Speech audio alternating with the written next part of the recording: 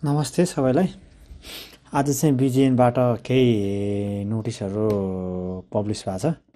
जस्तै हाम्रो model questions, math र इङ्ग्लिसको मोडल क्वेसन्स, अनि त्यसपछि नो रिप्लाई लिस्ट चाहिँ आज बिजिएनले हालेको छ साइटमा।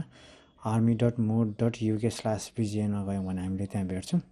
नो रिप्लाई लिस्ट भनेको चाहिँ के हो भने त्यहाँ जति पनि भाइहरूको नाम आएको छ उहाँहरूले चाहिँ यो इन्टेक 26 मा चाहिँ के भन्छ भर्ती देखाउन पाउनुहुन्न भन्ने हो। केही समस्याहरू थियो होला, जस्तै हाइपर एक्सटेन्सनहरूमा हो, त्योहरू चाहिँ नेम लिस्ट आएको छ।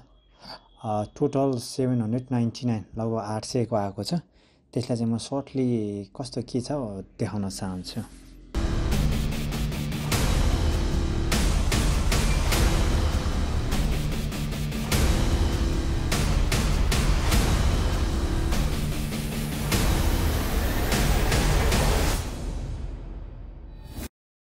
ओके, फर्स्टली चाहिँ हामी कसरी हेर्ने त भन्नेतिर जान्छौँ। त्यसपछि फर्स्टली हामीले हेर्नु पर्यो, अब हामीले एउटा क्रोम ब्राउजर खोल्ने एउटा ब्राउजर खोलेर चाहिँ जस्तै अब हामीले साइट जानु पर्यो। जस्तै हाम्रो चाहिँ army.mode/bgn रजिस्टर बिजिएन यो हान्ने र हामीले साइटमा जाने।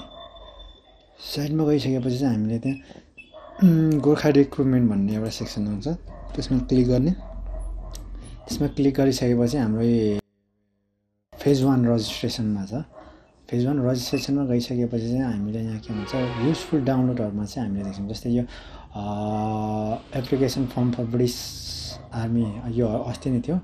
जस्तै हाम्रो चाहिँ अब इङ्ग्लिस असाइनमेन्ट पेपर नयाँ हो फर ब्रिटिस आर्मीको लागि म्याथ असाइनमेन्ट पेपर पनि आएको छ, इङ्ग्लिस पनि आएको छ र म्याथ पनि आएको छ।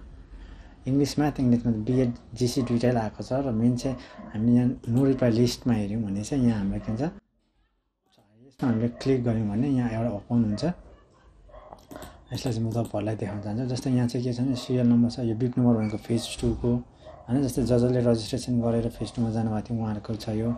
अनि बिप नम्बर भनेको चाहिँ यो अब तपाईँको बिप नम्बर फेज 3 भनेको जो सेन्टर सिलेक्सन पुग्ने केटाहरूको होइन। जस्तै यो चाहिँ के हो त सेन्टर सिलेक्सन पुग्ने 4मा के अरे सिरियल नम्बर 4मा भने चाहिँ सेन्टर सिलेक्सनमा पुग्ने भाइको हो यो होइन। कपिल खड्का चाहिँ के भन्छ त अर्घाखाँचीबाट चाहिँ के भन्छ त यो पटक उहाँको चाहिँ आएको छैन, किनभने उहाँको आइजमा प्रब्लम रहेछ।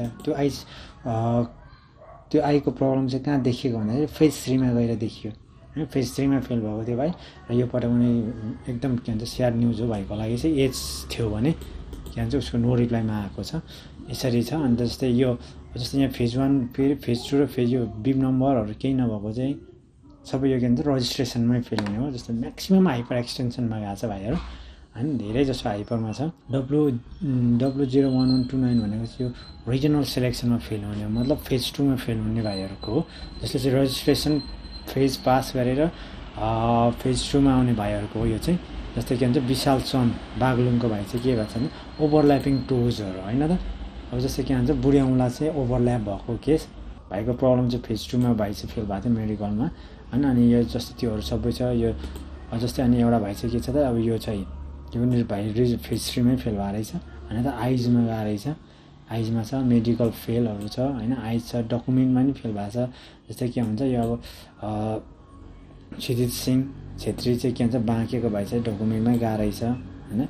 योहरू सबै चाहिँ के छ तपाईँलाई किन र कुन फेजमा फेल हुनुभएको थियो के भन्ने सबै छ।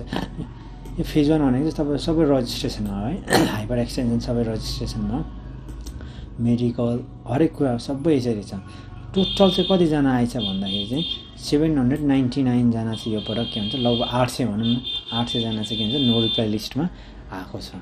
एज हुने भाइलाई चाहिँ एकदम भेरी ब्याड हो, तर नि लाउड इज नट एभ्रिथिङ। भाइहरूले अर्को कुनै फिल्डमा नि कोसिस गर्दा हुन्छ होइन। जस्तै अब नेपाल आर्मीहरू छ, अनि त्यसमै भएन भने पनि अरू के भन्छ आर्मीभन्दा मिलिट्रीभन्दा बाहिरको लाइनहरू पनि होइन धेरै छ, त्यसमा भाइहरूले ट्राई गर्दा हुन्छ। जस्तै कि अरू राम्रो स्टडी होइन फर्दर स्टडी राम्रो गरेर पनि के भन्छ त करियरहरू चाहिँ अरू फिल्डमा पनि राम्रै बनाउन सकिन्छ।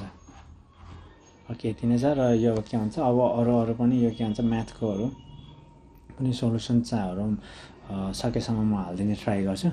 तपाईँहरूले नि के भन्छ कमेन्टहरू गर्नु होला चाहिन्छ भने। हस् त, थ्याङ्क यू।